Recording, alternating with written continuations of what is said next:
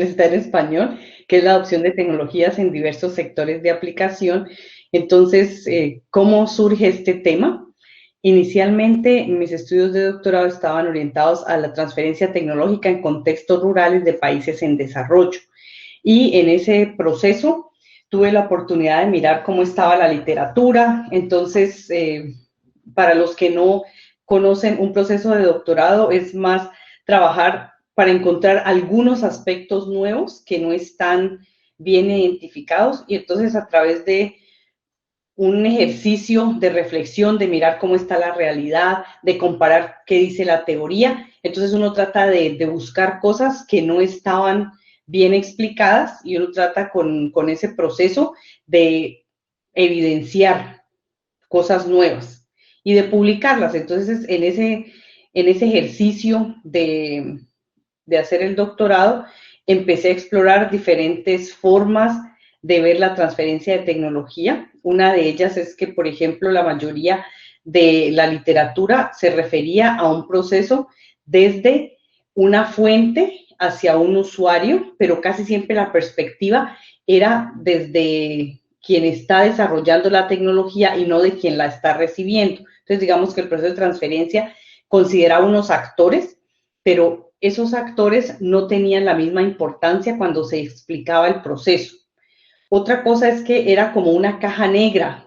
Se explicaba qué cosas pasaban como entradas del proceso, qué cosas salían del proceso. Entonces, por ejemplo, la entrada eran todos los procesos de entrenamiento que habían para manejar una nueva tecnología, todas las barreras que existían, y desde el punto de vista de lo que se esperaba que ocurriera, entonces estaban esos usuarios que supuestamente tenían que utilizar esa tecnología. Sin embargo, había un problema esencial en ese proceso, y era que casi todo el enfoque estaba desde la perspectiva de quien desarrollaba la tecnología, y los otros parecía que eran invisibles. Eso tenía una explicación. La literatura sobre la transferencia de tecnología se empezó a difundir muchísimo en países en desarrollo en los años 70, y con base en los ejercicios que eran más de análisis económico de los resultados de esos procesos de transferencia,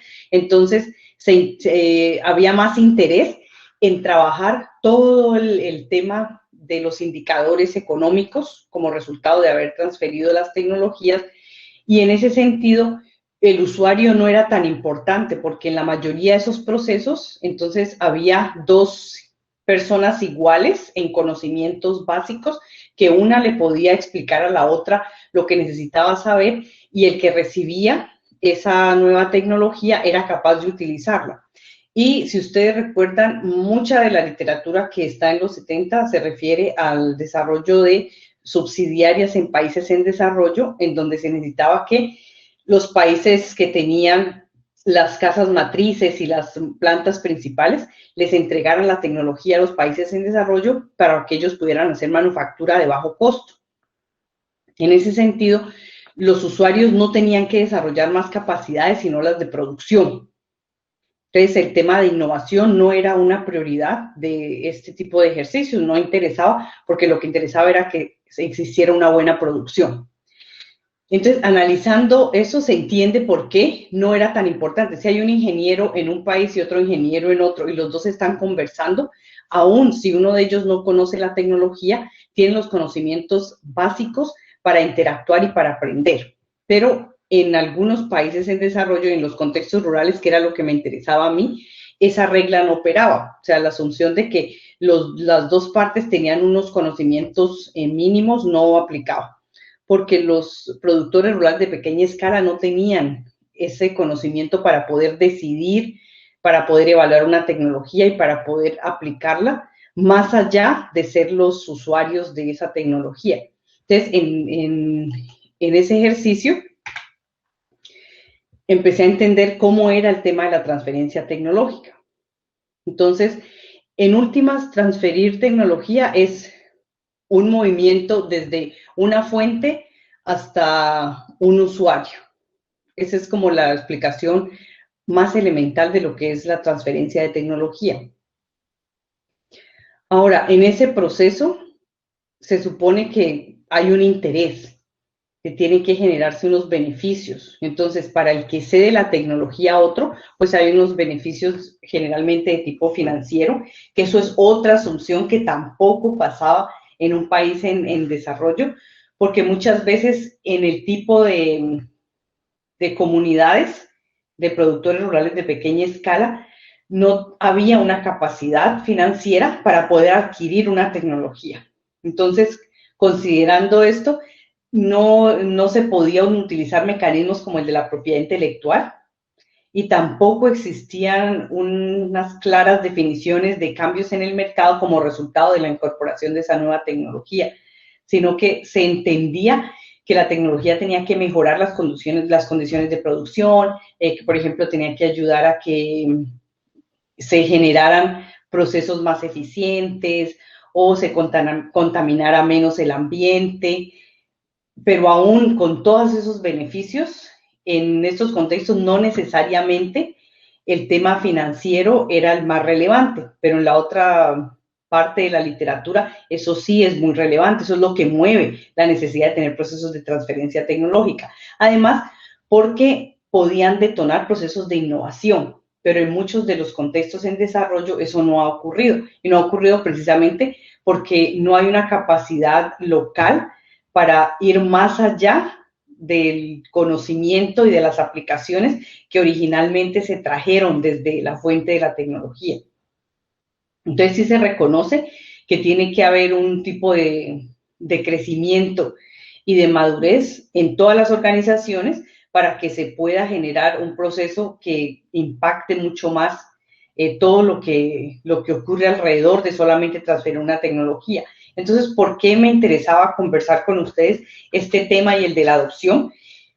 Porque todos estos temas están ligados. La transferencia de tecnología es el proceso clave, pero hay otros conceptos que casi siempre están conectados y sin embargo no tienen, digamos, la misma literatura. Uno es el tema de la difusión de tecnología. Entonces, en la difusión de tecnología se analiza más como cuando hay una solución, se quiere que todo el mundo utilice esa solución. Y hay otro concepto que es el de adopción de la tecnología, que es en un proceso exitoso de transferencia de tecnología, el usuario es capaz de utilizar ese nuevo conocimiento, esa nueva tecnología para hacer un proceso. Entonces, la adopción puede centrarse en esa parte en la cual el usuario ya está empoderado y ya tiene esa tecnología. Entonces, son complementarios, pero en la literatura no siempre se mencionan de la misma manera, es decir, hay una literatura para adopción de tecnología, una literatura para transferencia de tecnología y otro para difusión de tecnología. Entonces, están conectados, pero no son lo mismo. Y cuando estamos hablando de tecnología, ¿a qué nos referimos? Nos referimos a conocimientos, a habilidades que son necesarias para producir, para diseñar cosas funcionales. Es decir, tiene que ser algo tangible. Y sin este tipo de herramientas, entonces,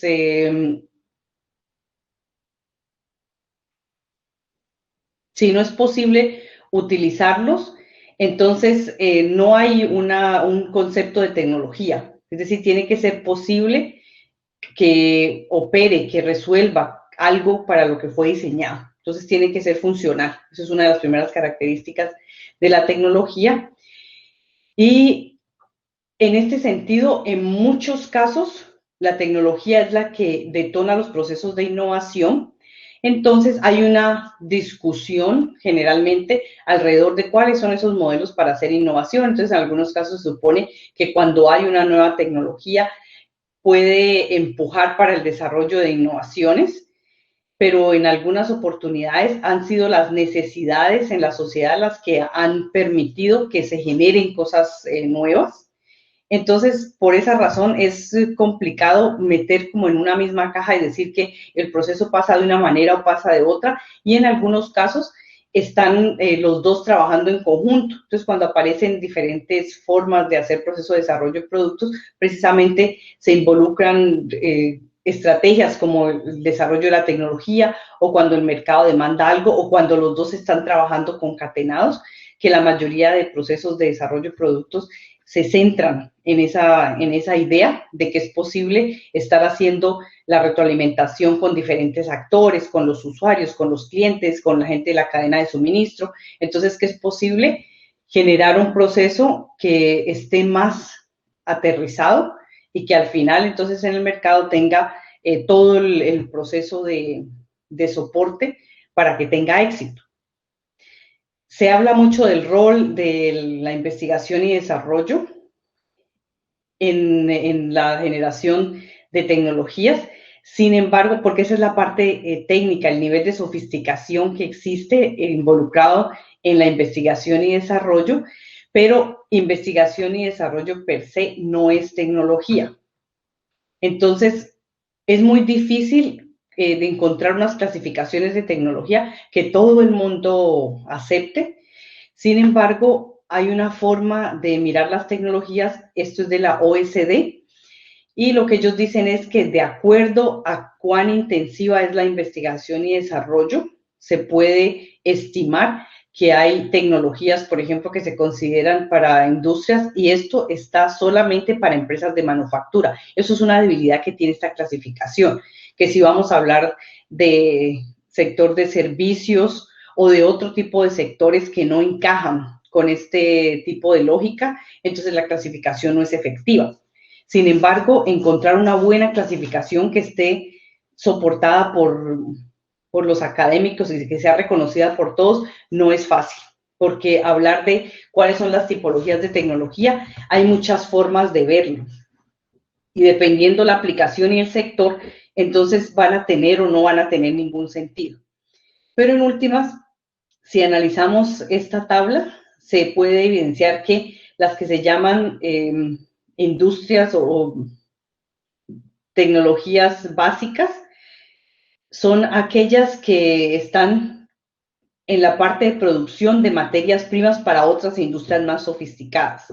Entonces, cuando se habla de la pulpa de papel, de productos de impresión, de publicación de productos de alimentos, pero no estamos hablando, aquí hay que aclarar, de un tipo de alimentos muy sofisticados, sino la producción de los alimentos normales que nosotros, por ejemplo, consumimos, que el café está empacado, que hay, por ejemplo, el atún en las latas, tenemos los productos textiles, entonces todo lo que corresponde a esa industria de productos que utilizamos en forma masiva son considerados por el tipo de investigación y desarrollo. Ahora, eso es debatible, porque puede haber industrias en donde si ahora a una proteína de pescado se le pueden hacer algunas adecuaciones y tiene otras características, entonces no vamos a decir que el nivel de investigación y desarrollo es bajo. Pero cuando la OSD planteó esta clasificación, estaba más orientada a dividir la parte de investigación y desarrollo en formas que puedan servir para entender que las tecnologías más sofisticadas son aquellas que no son de acceso para todas las comunidades. Entonces, si vamos en contraste de las tecnologías bajas a las altas tecnologías, o la industria de altas tecnologías, vamos a mirar que está el sector farmacéutico, está el sector aeroespacial, entonces las telecomunicaciones y la parte de las tecnologías médicas de alto nivel. Entonces, si comparamos, pueden notar que, por ejemplo, el sector farmacéutico, ¿por qué es tan complejo para una empresa ingresar a este tipo de sectores? Precisamente porque prácticamente todo lo que se desarrolla está basado en investigación y desarrollo. Si se genera un medicamento, tiene que probarse muchísimos años, hay una estructura de patentabilidad, hay una forma de operar en la cual no cualquier empresa puede llegar a ese mercado y ser exitoso. Se necesita muchísimo respaldo y está altamente regulado. Eso mismo pasa en la industria aeroespacial. No todos los países tienen los recursos para poder despegar estos procesos de investigación y desarrollo y generar tecnologías que pues, son efectivas.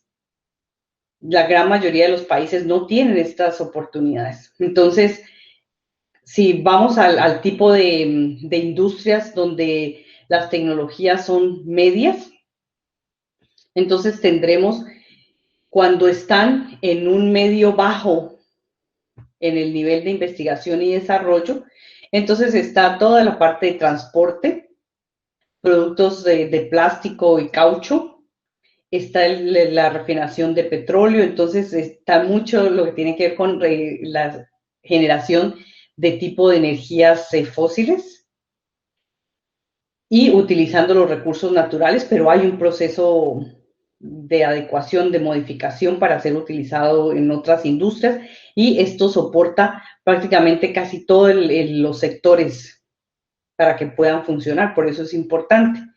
Y están las tecnologías que tienen que ver con el nivel medio alto, entonces está la parte eléctrica, que es la de operación de casi todos los sistemas de la industria, la parte química, que no incluye la parte farmacéutica, el tema del transporte y diferentes tipos de maquinarias y equipos.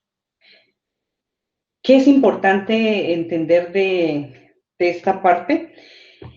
Simplemente que no hay una manera única de definir las tecnologías, sin embargo, hay que establecer, cuando estamos hablando de tecnologías, de qué sector estamos refiriéndonos, qué tipo de sofisticación tiene la tecnología, porque nos parezca o no, no se pueden manejar de la misma manera. ¿Qué pasa con la investigación y la transferencia de tecnología? En los 70 se suponía o se trataba el proceso en forma muy lineal, como está acá en este ramal del mapa conceptual. Entonces, había una reflexión alrededor de cómo pasaba la transferencia tecnológica y se parecía mucho al tema de innovación en esa misma década. Y es que el proceso de innovación se veía como hay un proceso de investigación y desarrollo, se genera algo nuevo y se pone a producir y después se lanza al mercado. O será un proceso secuencial. Esa misma visión se copiaba para el tema de la transferencia tecnológica, entonces se suponía que existía una tecnología y cuando ya estaba lista se le entregaba a un recipiente o un receptor de esa tecnología y eso pasaba de manera lineal como pasaba el proceso de innovación. Y no quiere decir que no tuviera validez, lo que pasa es que era una manera de simplificarlo que no era igual a la realidad, pero funcionaba para explicar todo lo que había que poner como insumo en el proceso para poder sacar un proceso de innovación, de la misma manera que pasaba con la transferencia tecnológica. Entonces, al principio era mucho más basado en la parte de la economía, en el campo de la economía. No estaba mucho la parte de la ingeniería. En los 80 empezó a aparecer el concepto de efectividad. O sea, había que medir, había que encontrar indicadores y en ese sentido ya se tenían unos contextos más amplios. Entonces aquí es donde empieza a aparecer toda la parte de medir y nuevamente desde la perspectiva de la economía, de si el proceso funcionaba o no. También en los 80 empezaron a aparecer los diferentes modelos de transferencia de tecnología, entonces hay varios modelos y hay algunos principios que son los que dan origen a esos modelos y ese tipo de principios están basados en las asunciones de cuál es el rol de los participantes, que es el que entrega la tecnología, el que la recibe. No aparecen muchos otros actores en el sistema y casi siempre están hablando de multinacionales y empresas subsidiarias que reciben la tecnología.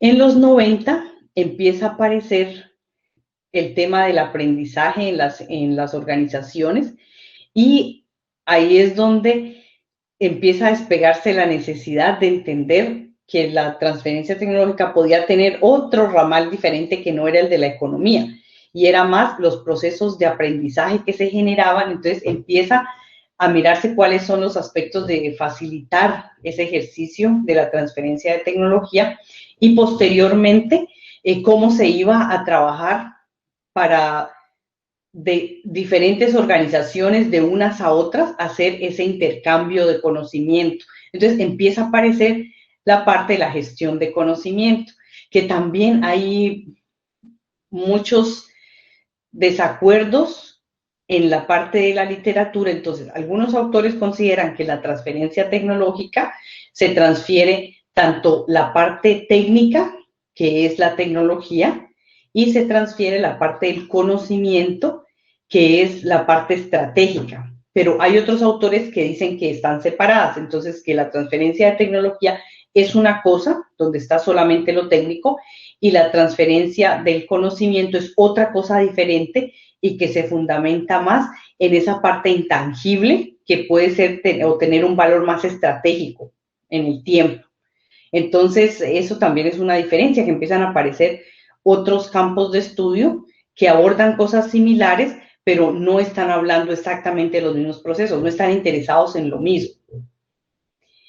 Y empiezan a aparecer diferentes teorías para poder evaluar cuál es el rol de tener cosas nuevas o de incorporar conocimientos nuevos en la organización. Y cuando se está haciendo la transferencia de tecnología, necesariamente están ingresando conocimientos nuevos a una organización y esa organización está mirando el potencial de utilizarlos para hacer algo. Hay muchos conceptos como el aprendizaje organizacional, que han sido debatidos y que se supone que, por ejemplo, no es la organización la que aprende, sino que son las personas en la organización. Hay teorías como Knowledge-Based View, que trata de fundamentar toda la diferencia de las diferentes organizaciones o empresas en términos de cuál es el conocimiento central o esencial que manejan y por qué ese conocimiento es en el que radica la posibilidad de diferenciarse de las otras organizaciones.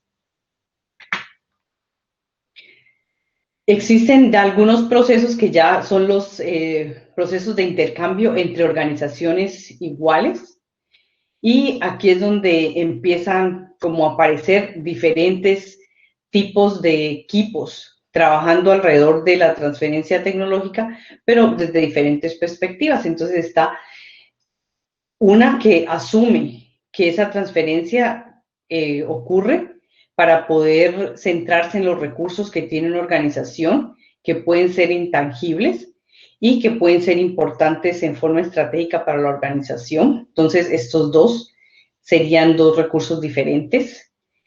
Sin embargo, todavía prevalece la idea de que hay unas empresas multinacionales que son una manera en la cual se difunde el conocimiento a todo el mundo. No todo el conocimiento para generar innovación, pero sí el conocimiento para poder producir cosas en todo el mundo.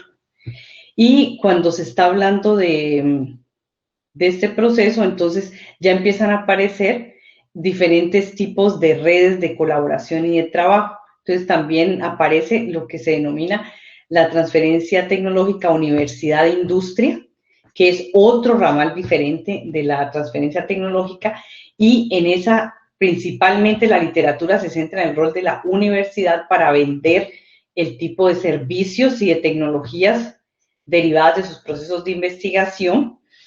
Sin embargo, los intermediarios que tienen son oficinas de transferencia de tecnología, pero en esta literatura no es tan importante el que recibe la tecnología, y se entiende, porque el que recibe la tecnología es una empresa, y la empresa pocas veces quiere revelar todo lo que ha tenido que hacer para utilizar una nueva tecnología. La empresa está más centrada en utilizar y en tener unos recursos, unos dividendos como resultado del proceso de incorporar la tecnología. Entonces, casi toda esta literatura tiene la perspectiva nuevamente de quien desarrolla. Entonces, si analizamos todo lo que se habla de la transferencia de tecnología y en la literatura que habla sobre ella, podemos identificar que siempre es desde el punto de vista quien genera lo que está mejor establecido y más estudiado.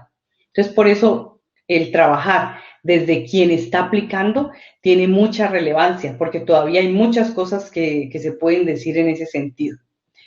Voy a pasar rápido por esta diapositiva, que es acerca de las diferentes teorías que se han utilizado, por ejemplo, Foreign Direct Investment, que es más viene del tipo de aplicación de multinacionales a empresas subsidiarias. International Trade Theories, que tiene el mismo sentido. Entonces, las teorías que están mejor establecidas en la literatura vienen prácticamente de la economía, y las otras que se han utilizado son teorías que se han desarrollado en la administración de empresas y que se han aplicado a la transferencia tecnológica, por ejemplo, Resource-Based View, Knowledge-Based View, Organizational Learning Perspective. Entonces, todas estas teorías salieron prácticamente de la gestión y se aplicaron a este proceso, pero no han obedecido desde un principio como a la lógica de la transferencia. Por eso tienen una utilidad, pero se puede decir que en ese sentido pues la parte del campo de estudio tiene una debilidad. ¿Cuáles son los participantes y las barreras que se presentan? Están relacionadas con los diferentes actores que participan. Entonces hay un receptor de la tecnología y está el que desarrolla la tecnología y la entrega. En algunos procesos no hay intermediarios entre esos dos actores, en otros procesos se necesitan los intermediarios. En el caso, por ejemplo, de universidad e industria, las oficinas de transferencia de tecnología son las que apoyan al que está transfiriendo, entonces están dentro de ese que desarrolla la tecnología. En otros casos es un ente externo, que es una organización, por ejemplo, no gubernamental, que puede estar encargada de manejar la tecnología y empaquetarla de tal manera que le pueda llegar al receptor. Y hay unos aspectos relacionados con la experiencia que tienen los participantes. Entonces, es recomendable que exista una experiencia previa en procesos de transferencia y un conocimiento sobre la propiedad intelectual. Si bien es cierto que, por ejemplo, desarrollar procesos de patentamiento es muy importante, cuando el sistema en el cual se quieren utilizar no tiene protección para esos mecanismos, pues se tiene la patente, pero no se tiene todo el músculo que se necesita para estar pendiente de que alguien no copie la tecnología que está patentada. Entonces, normalmente las empresas grandes, cuando tienen los procesos de patentes y ya manejan una serie de mecanismos para evitar que otros copien esto, tienen unas garantías y unas ventajas porque conocen cuál es la manera de hacer efectiva la propiedad intelectual. Pero el hecho de que yo tenga una patente, si yo no me puedo dar cuenta si en África, si en Estados Unidos, si en Colombia alguien está utilizando esa tecnología, pues yo tengo la patente, pero es que yo no tengo el poder de pelear por mi derecho sobre esa patente. Entonces, en algunos contextos, puede que tener la patente en realidad no sea tan útil. O, por ejemplo, si nadie me quiere pagar lo que vale el conocimiento incorporado en esa patente, entonces yo la puedo tener, pero no se puede aplicar. Muchos investigadores por eso optan por no hacer procesos de patentamiento, pero poner la tecnología en operación para al menos tener la oportunidad de optimizarla, de mirarla cuando está siendo aplicada, pero en otros procesos no es posible. O sea, si hay organizaciones que están involucradas y quieren tener su patente, pero después es qué hacemos con ese tipo de desarrollos. Es decir, si podemos realmente tener una forma de poner productos en el mercado que estén relacionados con esa tecnología. Hay otros aspectos de la transferencia como la absorptive capacity, no sé cómo se dice en español, pero es la capacidad que existe, o capacidad como de absorción, es la capacidad que existe de incorporar conocimientos nuevos y tecnologías nuevas, y en este caso hay tres aspectos. Uno es si se puede utilizar la tecnología, ese sería el nivel más básico, si se puede adaptar esa tecnología a unas necesidades específicas, y tercero, si puede ser un motor de innovación. Entonces, esa capacidad de absorción es uno de los aspectos más relevantes en la literatura para determinar si alguien es capaz de recibir una tecnología o no. Y aunque en principio uno pensaría que todos lo pueden hacer, hay muchísimos ejemplos en Colombia de tecnologías que se transfirieron con infraestructura para hacer producción, pero no pudieron ser exitosos. Entonces no era solamente de ir y montar una tecnología para operar, porque eso es lo que se llama un paquete tecnológico. Tenía que estar la parte de la operación técnica, pero tenía que existir una operación de negocio complementaria para poder hacer eso una realidad. Y a veces se puede centrar el desarrollo en solo la parte técnica, pero no es suficiente. Y eso yo creo que es algo que me parece importante que ustedes puedan entender y manejar. Y es que la parte técnica es esencial, porque si no funciona no se puede hacer nada, pero infortunadamente no es la única parte. Entonces, si ustedes no aprenden cómo conectar esa parte técnica con toda la parte de gestión para hacer posible que tenga futuro ese uso técnico, entonces seguramente muchas de las cosas que ustedes quieren hacer tendrán el riesgo de fracasar, porque hay muchas cosas que se hacen pensando solamente desde una perspectiva. E infortunadamente, cuando están haciendo sus procesos, tienen que converger todas las posibilidades, es decir, tiene que haber una oportunidad para que el mercado reciba los productos que se están haciendo con una tecnología, porque yo no invierto en una tecnología nueva para que el cliente simplemente diga que estoy utilizando una nueva tecnología. Tiene que ser que el cliente ve que hay unas ventajas y me paga por haber hecho ese desarrollo. Es otra cosa que pasa en nuestras empresas. Una empresa no compra tecnología, no incorpora, no hace procesos de transferencia, si no encuentra que hay una respuesta en el mercado para esa inversión. Entonces, muchas de nuestras empresas, pequeña y mediana empresa, no tienen la capacidad porque el cliente no va a pagar más por el producto. Digamos que por un producto que ahora se hizo con una tecnología amigable con el medio ambiente. Si el cliente no quiere pagar por eso, la empresa no va a adquirir una tecnología para ser más amigable con el medio ambiente. Y ya vemos que es una necesidad el tema de la sostenibilidad, pero vuelve y juega que el contexto nos dice en qué momento se puede o no se puede hacer efectiva una política que ya está trascendiendo a todo el mundo, porque ya todos sabemos que la sostenibilidad es uno de los pilares del desarrollo futuro. Sin embargo, ¿cuántas de nuestras empresas en realidad pueden hacerlo? Muy pocas. Hay diferentes procesos en los cuales se analiza y por qué necesito mostrar todo esto antes de pasar al tema de las nuevas tecnologías. Si no miramos toda la complejidad de los eslabones que involucran el hacer un proceso de transferencia, si no entendemos que hay diferentes tipos de transferencia tecnológica, si no analizamos que también hay unos procesos complementarios que no son solamente basados en la tecnología. Entonces, cuando vayamos a las nuevas tecnologías, entonces pensamos que es solamente la novedad, pero no todo lo que hay que construir alrededor para que esa tecnología se pueda aplicar. Entonces, en el tema de, por ejemplo, los tipos de procesos que hay para la transferencia tecnológica, y estamos hablando acá de procesos, porque precisamente es lo que no es visible en términos de entradas y salidas, sino que es lo que está pasando. Entonces, hay unos procesos de transferencia que son de transición y esos pasan cuando una organización puede internamente entregarse diferentes tipos de conocimiento en sus unidades funcionales.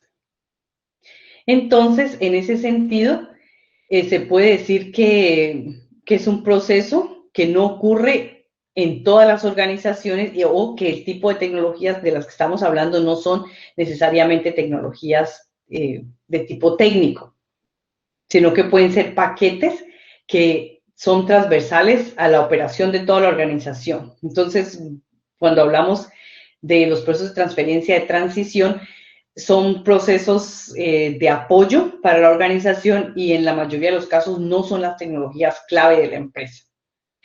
Transferencias internas están más relacionadas con el mismo sector, la misma industria, en donde dos iguales pueden entregarse y compartirse tecnología. Transferencias externas, que se refieren a cuando una empresa le entrega a otra. No necesariamente puede estar fundamentado en un proceso, digamos, de compra y venta, como yo soy alguien, una empresa que vende tecnología y se le entrega a otra empresa estamos conectados porque estamos en el mismo negocio, pero en la transferencia externa se ve más como los mecanismos en los cuales una empresa ayuda a otra porque la compró. Entonces, en ese ejercicio de poder incorporar nuevas tecnologías porque yo estoy apoyando una empresa, porque tenemos, por ejemplo, una alianza comercial, entonces en esa alianza comercial yo hago una parte y la otra empresa hace otra, entonces necesitamos compartirnos algo de la tecnología, pero no necesariamente cuando se habla de externa está totalmente definido el mismo negocio, pues podemos estar hablando ahí de sectores que están complementarios. Entonces puede ser que yo necesito que una empresa más pequeña me haga una parte de la producción, entonces yo compro un pedacito de esa empresa para poder tener control sobre lo que está pasando, para que sean mis proveedores de ese producto, que no es un producto terminado. Entonces, en ese sentido, va más la coordinación de lo que tenemos que hacer. De división a división. Entonces, en esa parte puede estar relacionado con las multinacionales y las subsidiarias, entonces, donde se entregan cosas de unas a otras y hay unos intercambios precisamente como ejercicio y están de alguna forma obligados a hacer este tipo de procesos porque pertenecen a la misma gran organización, están dentro de esa sombrilla de la organización. Están adquisiciones de empresa total, que esto puede ser en algunos casos positivo o negativo, porque hay algunas empresas que compran otras para transferir la tecnología o para cambiarlas totalmente. Entonces, yo creo que acá hay mucho de la teoría que no está supremamente definido, porque están los joint venture, que son otra forma de hacerlo. Entonces, cuando hablamos de external transfer y de acquisitions, hay que poder diferenciar muy bien el caso para saber si están en una o si están en la otra. Y la diseminación, que tiene que ver más con el tema de la difusión de la tecnología, entonces se refiere a esos procesos en donde no necesariamente hay una aplicación contundente en un producto, pero más al ejercicio de divulgación y de intercambio de información entre diferentes organizaciones. Entonces aquí entra el tema académico, la parte de los artículos, la parte de los protocolos y los documentos. ¿Cuáles son los principales conceptos? Entonces, la capacidad de absorción, los cambios en las tecnologías que impactan el sector, el conocimiento tácito, que es el conocimiento para hacer las cosas y cómo desde la práctica de una persona se convierte en algo natural, la evolución tecnológica, que son pasar de un nivel básico de uso de una tecnología a uno más avanzado hasta que se puede hacer una contribución mayor, y el tema de la propiedad intelectual. Entonces, ¿cómo impacta eso las nuevas tecnologías? ¿Cuál es el rol de este proceso? En particular, podemos hablar de la manufactura aditiva, podemos hablar de blockchain, podemos hablar de la inteligencia artificial, podemos hablar de machine learning. Entonces, en estas nuevas tecnologías, primero, hay una creciente tendencia hacia el tema de Big Data, o sea, de manejo de información en un volumen tan gigantesco que supone que estamos generando información todos los días y todos los días tenemos más y más información, pero no tenemos procesos para analizarlo, entonces nos estamos llenando de repositorios de información que debemos tener, pero que su uso para hacer negocios es nulo. Yo creo que desde la misma universidad nosotros podríamos decir cuánta información no tenemos de estudiantes, de cursos, y sin embargo, ¿qué pasa con toda esa información? ¿Para qué se podría utilizar? Entonces, obviamente que las universidades no venden ese tipo de información, pero otras empresas en el sector médico, por ejemplo, pueden vender toda la información de los pacientes sin los nombres, sin los datos personales, pero pueden vender la información a las empresas farmacéuticas para que puedan mirar cuál es la tendencia de enfermedades en una región. Entonces esas empresas empiezan a mover su fuerza de venta en términos de cuáles son las enfermedades que están más identificadas en esa región o que se plantean como en el corto plazo o mediano plazo en tendencia de enfermedades en esa región. Entonces, si analizamos la manufactura aditiva, el blockchain y la inteligencia artificial, todos están basados en esta generación masiva de datos que no se sabe qué hacer con ellas y que ahora se empieza a vislumbrar cómo se van a utilizar. ¿Existen regulaciones? No.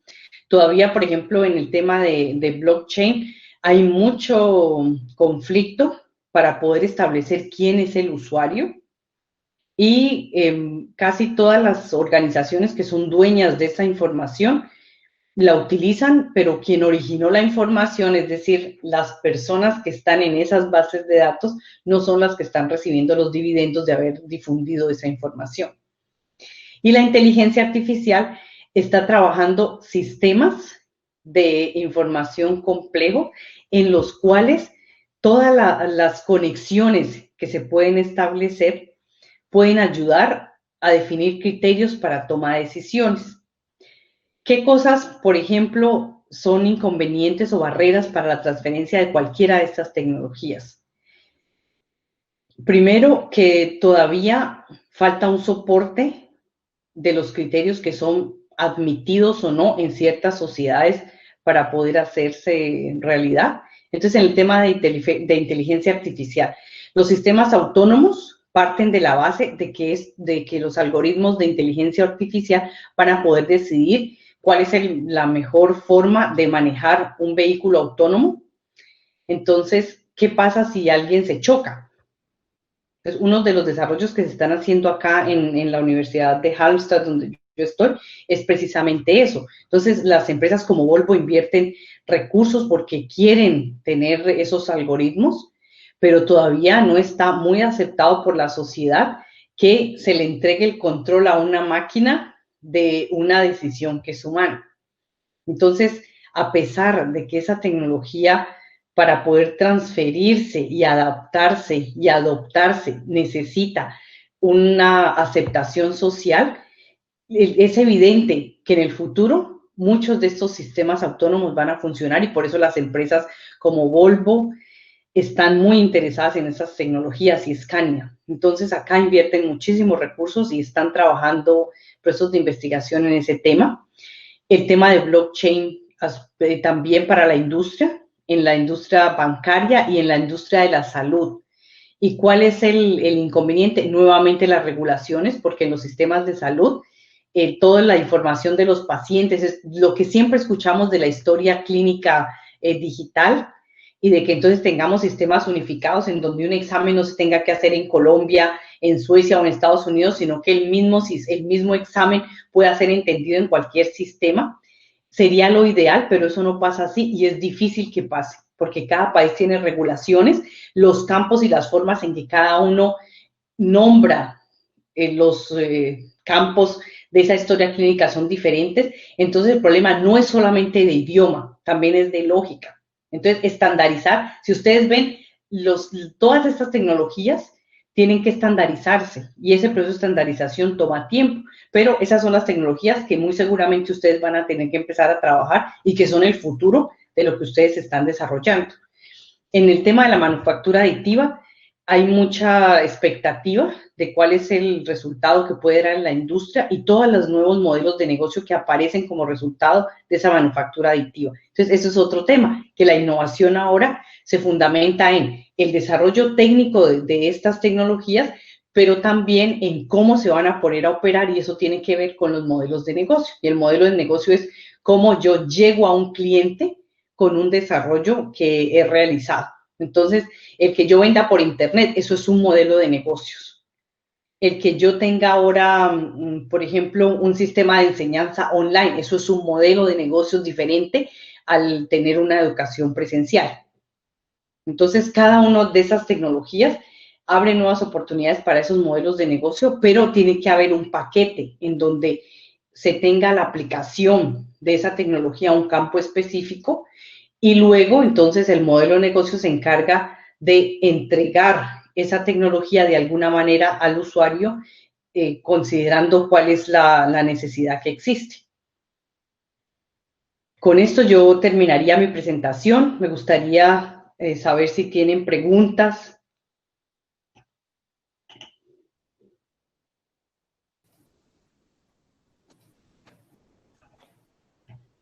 Bueno, muchísimas gracias a la profesora Daisy. Hemos entonces abierto el espacio para las preguntas, así que quienes deseen, pues pueden intervenir haciendo su pregunta o también pueden dejárnosla a través del chat, que con gusto se la leemos a la profesora.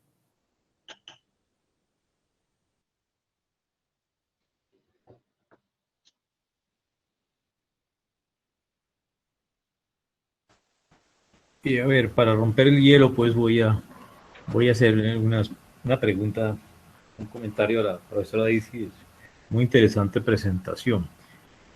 Hay un concepto que a mí me llama, yo conozco el concepto de capacidad absortiva o capacidad de absorción, ¿cierto? Que es algo muy interesante, que está relacionado también con la capacidad de innovación que pueda tener una empresa, cierto sector. Cuando uno mira, analiza la situación de las empresas colombianas, de las pequeñas, muy pequeñas empresas colombianas, uno no puede esperar que tengan una muy alta capacidad de absorción, porque muchas ni siquiera tienen un ingeniero, por ejemplo, ¿no? La capacidad de absorción está también relacionada con, digamos, con las capacidades que la empresa tenga de recibir de afuera, digamos, conocimientos, experiencias y toda esa cosa, ¿no? Por eso yo también he creído que un papel importante de la universidad en el medio nuestro es contribuir al aumento de la capacidad absortiva de las pequeñas empresas, ¿cierto? Pues ubicando ingenieros en empresas pequeñas que le permitan, digamos, tener puentes o ser vínculos, por ejemplo, entre la academia y las empresas. Cuando uno visita estas empresas pequeñas, casi siempre son empresas que subsisten gracias al empeño de sus dueños, ¿no? Son emprendedores empíricos la mayoría de las veces.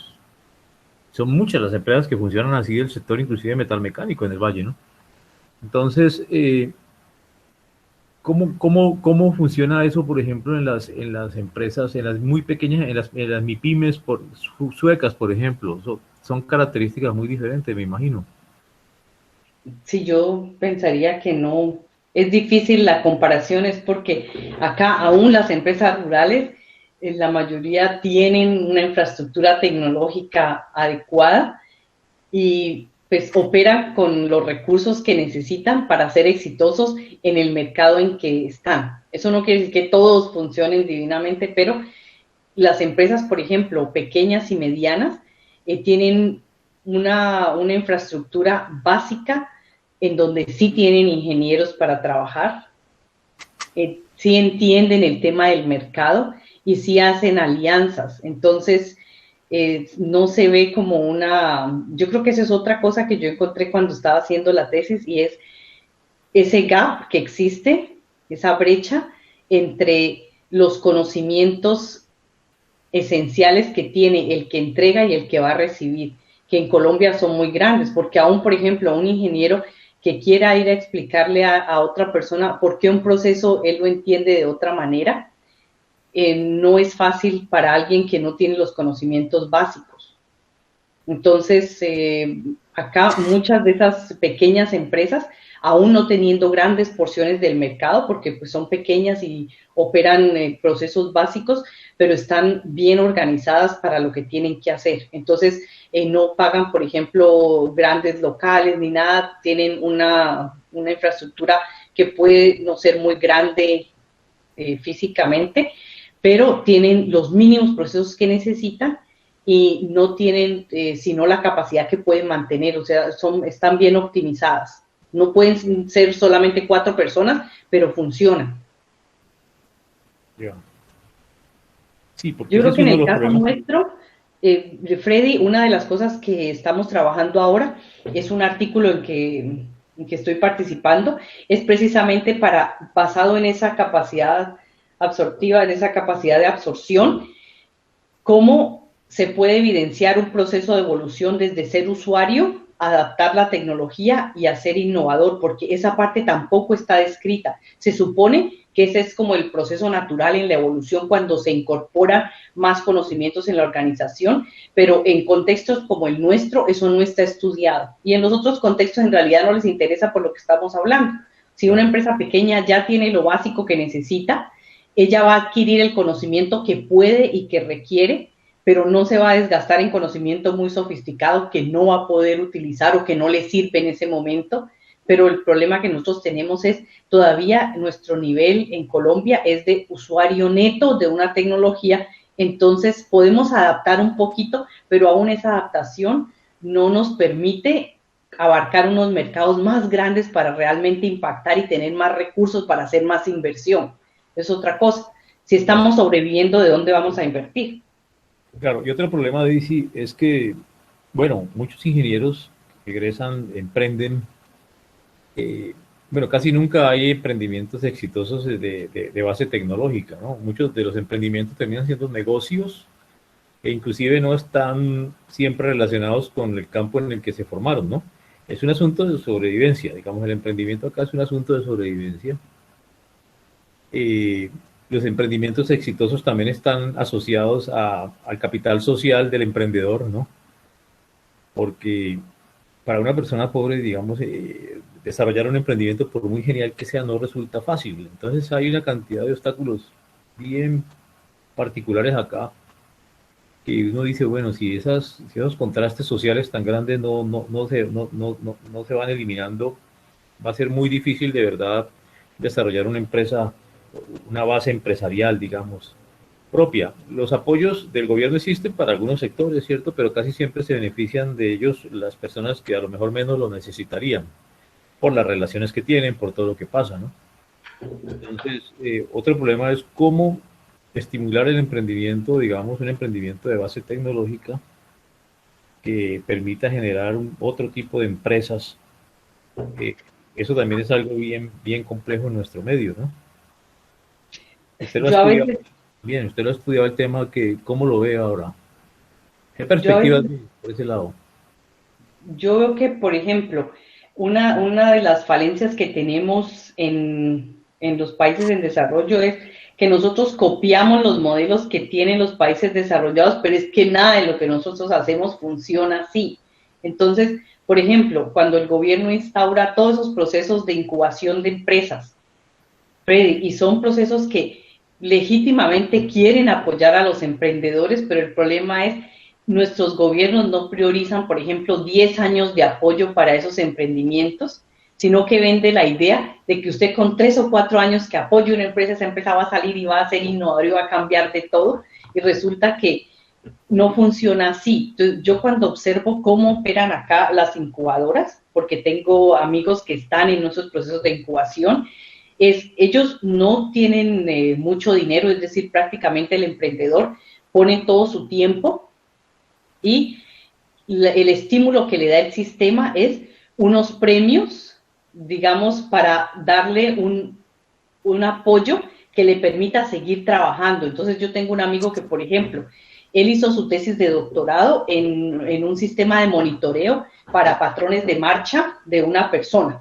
Similar, pienso yo, a lo que hizo Oscar Campo. Puede que no sea exactamente lo mismo porque Oscar Campo lo miraba desde el punto de vista de la ingeniería mecánica, pero mi amigo lo hacía desde el punto de vista de los algoritmos y de cómo predecir los patrones de marcha y principalmente para ver personas adultos mayores que fueran a tener problemas de motricidad en el futuro, entonces era como predictivo. Cuando él terminó el doctorado, él quiso montar su empresa, pero en todo ese proceso de hacer el plan de negocios y de plantear todo lo demás, los que le daban apoyo de la incubadora de acá de la universidad, le decían que eso que él quería hacer con trabajo con humanos, pues era difícil, porque precisamente lanzar un producto, él quería lanzar productos que sirvieran para hacer ese monitoreo y para predecir si una persona iba a tener enfermedad o no, de acuerdo a cómo estaba cambiando el patrón de marcha. Entonces le dijeron, no, eso no va a funcionar porque usted necesita muchísimo desarrollo y pruebas en humanos y eso es costoso, entonces eso no va a resultar. Entonces le dijeron, tiene que buscar otro mercado y él encontró con su equipo que, por ejemplo, los que entrenan caballos necesitan, cuando hay caballos que tienen lesiones, tienen que hacer el seguimiento y que por la inversión que hacen es un mercado atractivo. Y yo creo que él lleva trabajando, si no estoy mal, 5 años. Y cada vez el gobierno sueco en unas en unos eventos que hacen de evaluación, le entregan, no, ahora le damos este apoyo de estas coronas, de este 1.000.000 de coronas suecas para que sigan trabajando, pero eso les sirve como para pagar unos desarrollos, pruebas, algunas personas de apoyo, por ejemplo, en el área de mercadeo, pero la parte principal de la tecnología, todavía mi amigo yo creo que trabaja por un salario no muy grande, porque él no puede gastarse todo el dinero que le dan de esos apoyos en su salario, entonces no tiene para hacer nada. Y lo que dice el sistema sueco es, de todas esas empresas, si 100 se apoyan, más o menos 2 o 3 van a ser exitosas. Entonces ellos entienden que todas las otras no van a lograr un impacto en el mercado tan grande, pero son más realistas. Pero el problema que tenemos nosotros es, nosotros queremos que si le damos apoyo a 100, 85 sean exitosas en el mercado, y eso en la realidad pues no funciona, porque para llegar con algo totalmente nuevo al mercado hay que hacer un trabajo muy fuerte y no todo el mundo logra ese éxito.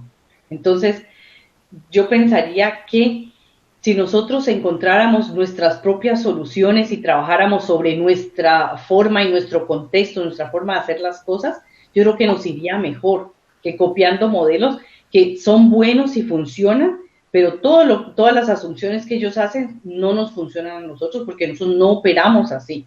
Un gobierno son 4 años en Colombia, usted tiene que sacar lo que puede en esos 4 años y los 4 siguientes, todas las prioridades cambiar. Claro. Entonces, Bueno, yo me orientaría más a que miráramos nuestra realidad y desde ese punto de vista miráramos qué podemos hacer nosotros con la forma de trabajar, porque sí hay mucha gente buena. sí, claro. No, talentos tenemos de sobra, tanto así que cuando los exportamos le va muy bien y algunos se quedan, ¿no? Eso. Y algunos se quedan. Entonces hay muestra de que tenemos talento, sí, claro que tenemos. Bueno, no sé, sería bueno que alguno de los estudiantes presentes hiciera alguna pregunta. No sé si alguien tiene alguna inquietud o si tienen curiosidad de preguntarle alguna cosa a Daisy de su trabajo en la universidad donde está ahora, en fin. Que no sean tímidos. Centímetros. Si les da pena hablar, pueden escribir la pregunta en el chat, nosotros la leemos. Creo que está Alba Quesada.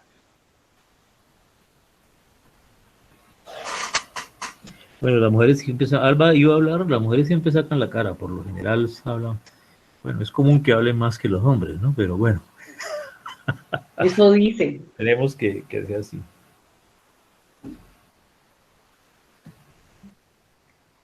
No, están muy tímidos estos chicos hoy.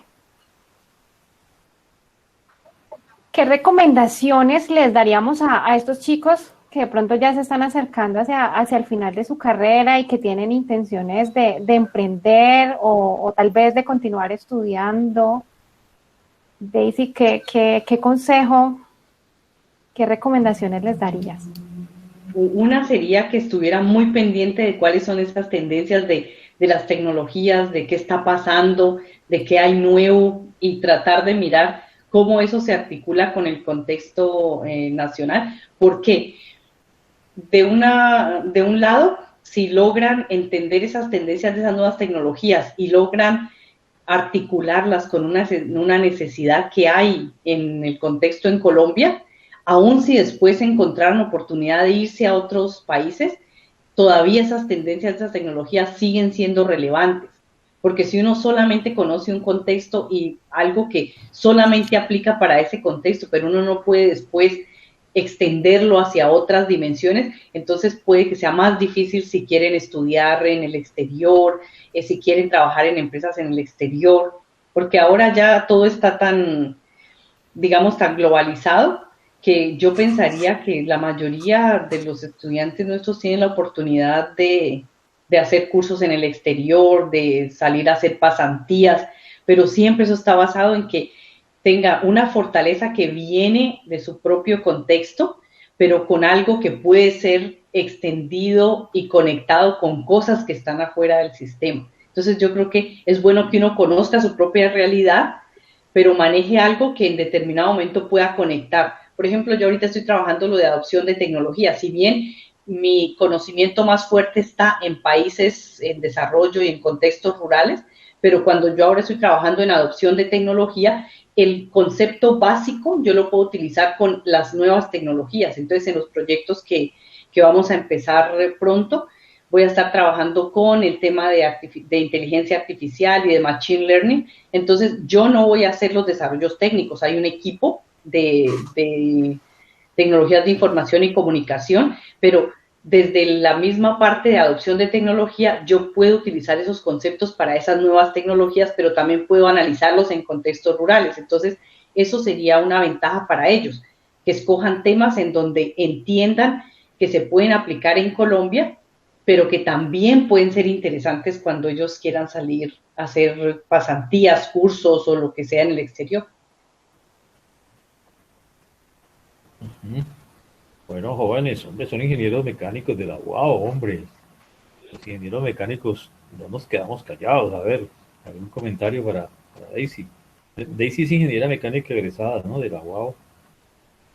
Sea mucho honor. Sí, sí. Entonces, ¿alguna pregunta, alguna cosa? Y a ver, buenas noches. Hola, buenas noches. Daisy, ¿cómo has estado? Qué pena es que yo llegué un poquito tarde a la conferencia. Buenas noches.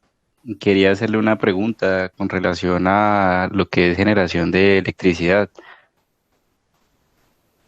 En cuestiones macro, estamos hablando de hidroeléctricas o termoeléctricas, pero si quisiéramos generar una gran capacidad en una expresión más mínima, pero que brinde bastante potencia, ¿qué nuevas tecnologías hay acerca de eso? ¿O en dónde nos podríamos apoyar?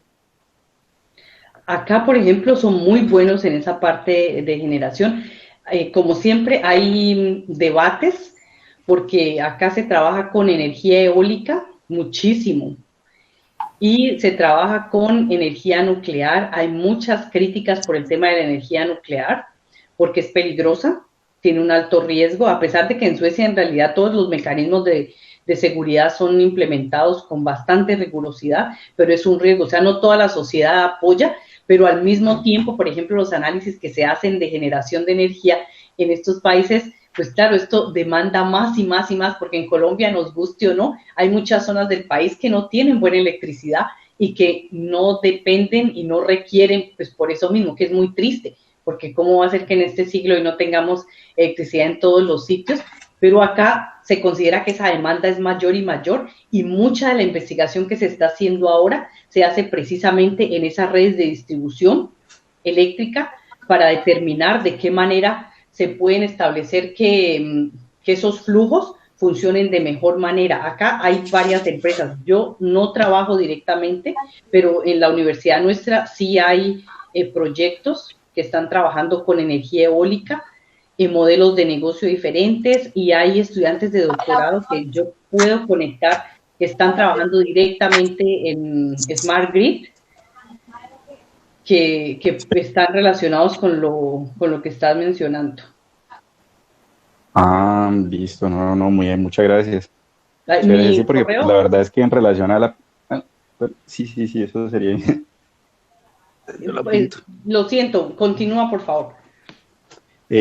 Sí, es que pues precisamente con relación a todo lo que ha pasado en esta pandemia, me he dado cuenta que ha habido muchas dificultades para un sinnúmero de estudiantes que se encuentran en áreas rurales, porque de pronto pues no tienen tecnología, o porque de pronto la red de distribución no llegan a esos puntos. Entonces, si se pudiese como garantizar una distribución mínima en una especie de, qué sé yo, generador para ese tipo de personas, pues podría ser un buen proyecto. Pero obviamente pues apoyado en toda la experiencia que ustedes tienen. Yo podría brindar el contacto del estudiante de doctorado que está trabajando precisamente en desarrollo de Smart Grid, que es una tecnología que ahorita tiene como buena aceptación. Entonces sería interesante, porque yo no manejo directamente el tema. Acá también la parte de energía solar tiene buena aplicación. Entonces en muchos de los edificios de apartamentos tienen los paneles solares, todo ese tipo de desarrollos están, por lo menos. Ahora, hay unas limitantes en Colombia más que son de tipo de infraestructura, que es muy ineficiente nuestro sistema y que entonces, en últimas, no es necesariamente por la generación, sino porque tampoco hay una infraestructura nueva, sino que es supremamente antigua y ya no funciona bien, pero cambiarla tiene un costo y nadie quiere asumir ese costo, ni el gobierno con las empresas públicas, ni los usuarios. Entonces, yo creo que hay cosas que son estructurales, pero el tema tiene muchísima relevancia. O sea, si estás interesado en ese tema, es una de las cosas que sirve para muchos contextos. En ninguno van a decir que este tema no es relevante. No, listo, muchísimas gracias. David, te cuento una cosa. Sí. Aquí tenemos en la universidad un grupo que trabaja el tema de los smart grids. Tenemos un proyecto de investigación, tal vez de los más grandes que están haciendo ahora. Inclusive se está montando un laboratorio, está casi terminado, ¿no?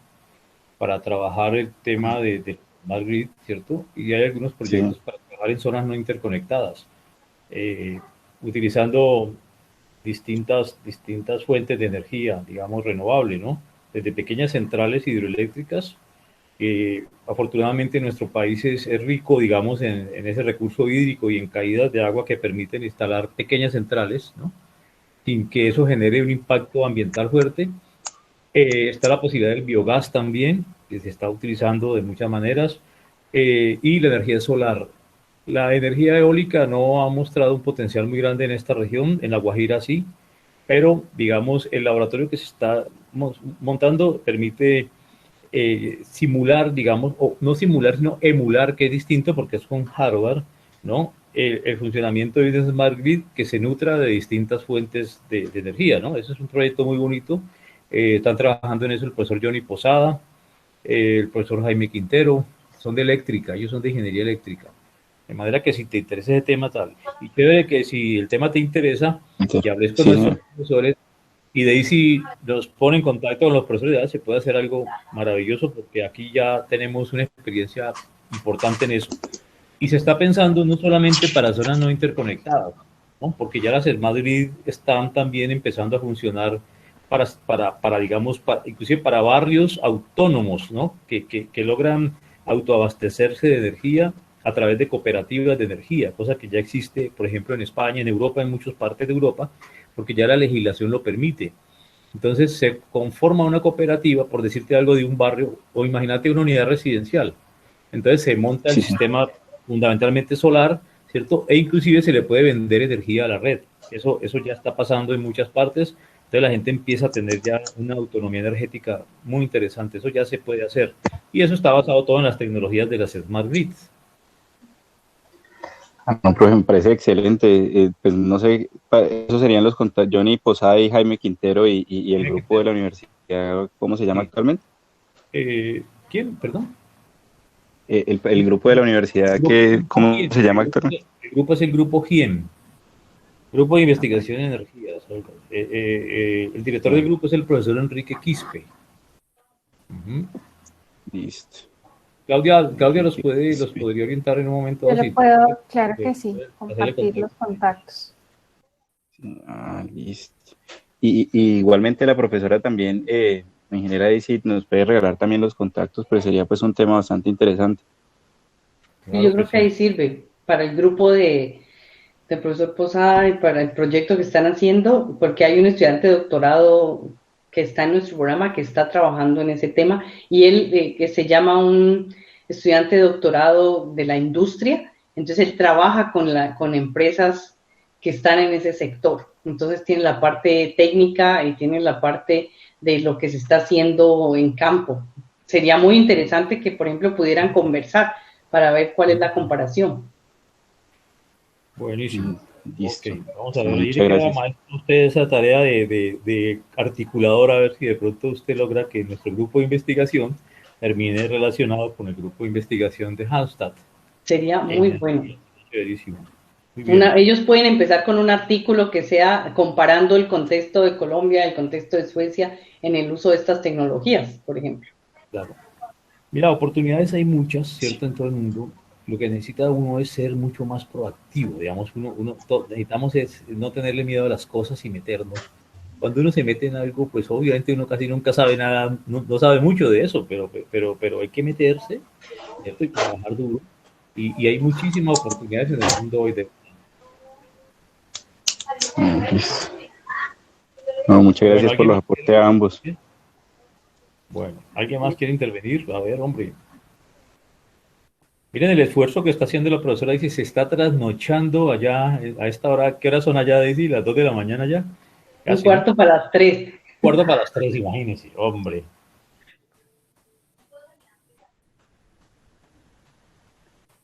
Bueno, yo no hablo más. No, pero a mí me entretiene, no hay problema.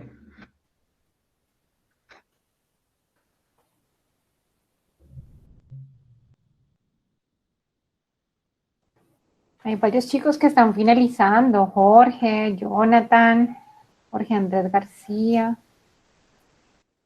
Anímese a hacer una... Déjame yo le digo algo a estos muchachos, hombre, te doy algunos consejos. Es muy importante hablar, expresar las cosas, ¿cierto? Intervenir, participar. Esas cosas le abren más campo a uno muchas veces que las mismas competencias técnicas. Uno puede tener un ingeniero muy bueno, ese es un problema que tenemos en la autónoma todavía, que nos falta trabajar más eso. A nosotros nos dicen los empresarios que los ingenieros nuestros son técnicamente muy buenos, pero que hay veces no saben expresar, o les da miedo expresarse, o en una presentación no son muy tímidos y cosas de esas. Eso sí que es importante, eso determina más el éxito que las mismas competencias técnicas, les digo. Entonces hay que trabajar esa parte mucho.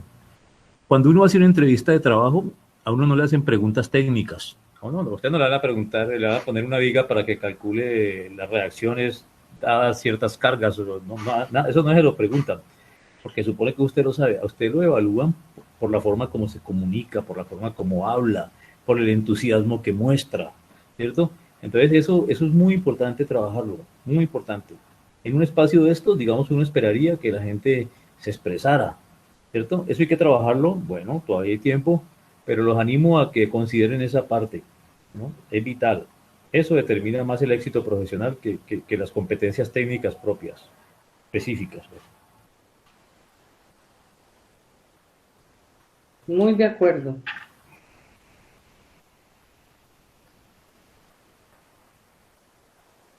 Pues, ingeniera, y si yo me atrevo a intervenir otra vez, le quería hacer una pregunta. Como les recuerdo, yo llegué un poco tarde y desconozco de la universidad donde nos está apoyando y pues ya conozco que es ingeniera mecánica, colega. Quisiera saber un poco más pues de su experiencia, un poquito más del apoyo que nos puede brindar, porque pues precisamente yo me encuentro un poco más allácito de la mitad y quisiera pues ir pensando también en el detalle de la tesis. He tenido algunas ideas y pues precisamente con el apoyo que me mencionan ya por parte del ingeniero Freddy, entonces pues puedo orientarme un poco más a uno ir tomando una decisión, y con el apoyo de la ingeniera Claudia también. Bueno, la Universidad de Halmstad es una universidad ubicada en el suroccidente de Suecia y está ubicada estratégicamente en una zona en donde tiene acceso a Gotemburgo en la parte del norte, que es una ciudad más grande, y al sur a Copenhague con Dinamarca. Entonces estamos más cerca de Dinamarca que de Estocolmo, por ejemplo, que es la capital. Tenemos 3 facultades, 4, pero la otra no tiene investigación aplicada. Entonces tenemos una que es en negocios, ciencias e ingeniería, que es donde estoy yo. Está otra facultad que es salud y welfare y bienestar. Y está la otra que es de tecnologías de información y comunicación. Entonces, esta universidad es muy fuerte en trabajo con la industria, en robótica, en big data, en data mining, es en machine learning, artificial intelligence. Entonces, esa parte técnica es muy fuerte. Entonces, esta universidad tiene bastante colaboración con la industria en esos temas.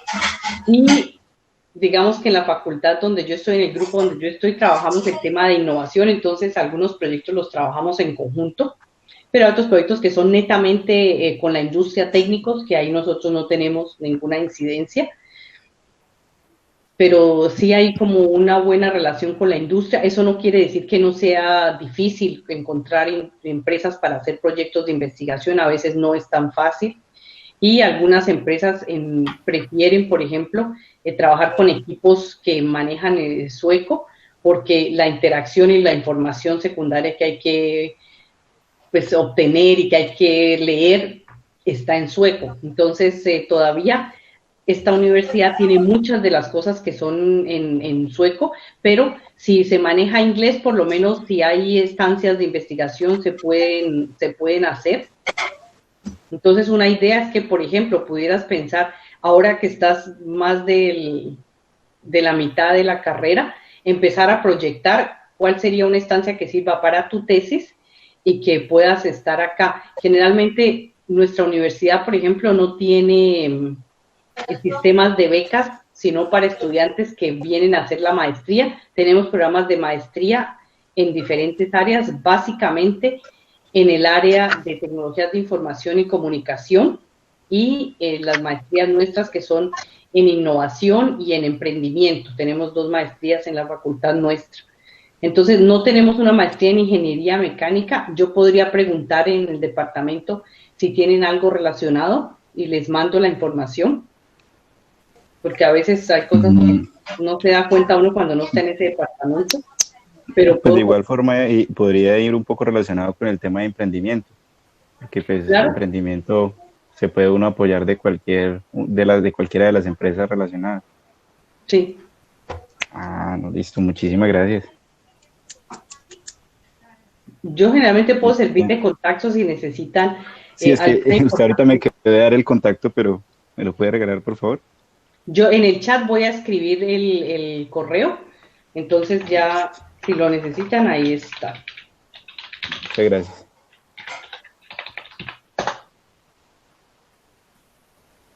Entonces ya podemos tener contacto.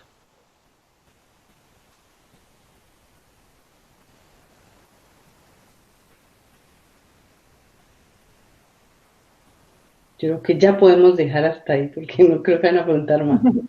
Bueno, yo creo que sí. Entonces, no, agradecerle mucho a la profesora Daisy por habernos acompañado en esta jornada, por habernos compartido su conocimiento y todas esas experiencias. Muchísimas gracias también a todos los que nos acompañaron en esta sección del seminario y bueno, estaremos pendientes de compartirles la próxima invitación. Bueno, un saludo a todos y hasta luego. Saludos, Daisy, y muchos éxitos por allá y seguimos en contacto, bueno. Gracias. Gracias. Sí, Bueno, chao Claudia, hasta luego. Gracias, Chao. una feliz noche para todos. chao, Claudia, gracias por la invitación. Un gusto. Feliz noche.